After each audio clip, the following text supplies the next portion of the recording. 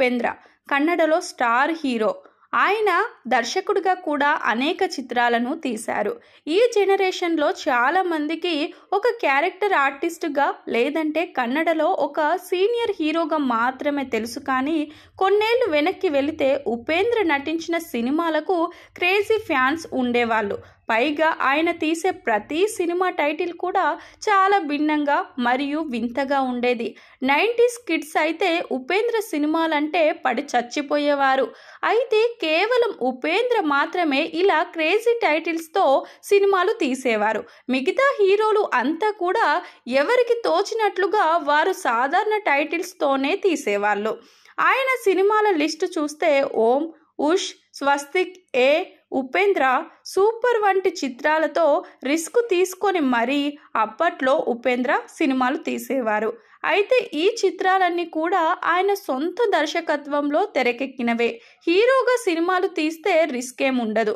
ఎందుకో కానీ తను సొంతంగా దర్శకత్వం చేసిన సినిమాలకు మాత్రమే ఇలా వింత టైటిల్స్ పెట్టడం ఉపేంద్రకు అలవాటు. ఇక ఇలా వింత టైటిల్ పెట్టడం వెనుక రీజన్ ఏంటి అని తెలుసుకుంటే, ఆయన దర్శకత్వంలో వచ్చిన రెండవ సినిమా చాలా చిన్న హీరో కుమార్ గోవింద్ అనే వ్యక్తితో తీశాడట. పైగా దీని బడ్జెట్ కూడా చాలా లో బడ్జెట్ కావడంతో ప్రమోషన్స్ చేయడం అంటే ఏదో కొత్తగా ఉండాలని భావించి ఉష్ అనే టైటిల్ పెట్టారట.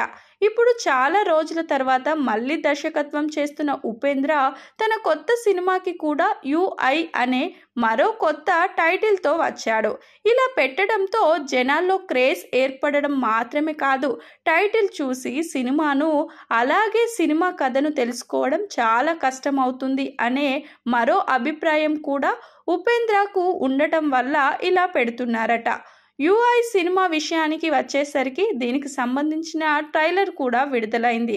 కానీ కేవలం టైటిల్, యానిమేషన్స్ తప్ప ఈ టీజర్లో ఏమీ ఉండదు. విజువల్స్ లేకుండా టీజర్ని వదిలేసి స్టోరీని మనల్ని ఊహించుకోమని ఇండైరెక్ట్గా చెప్పారు డైరెక్టర్. ఏది ఏమైనా ఉపేంద్ర గారు ఆలోచించే విధానం చాలా భిన్నంగా ఉంటాయి. అయితే ఈ సినిమాతో మళ్ళీ సాలిడ్ కమ్బ్యాక్ ఇవ్వాలని ఆయన ఎదురు చూస్తున్నారు.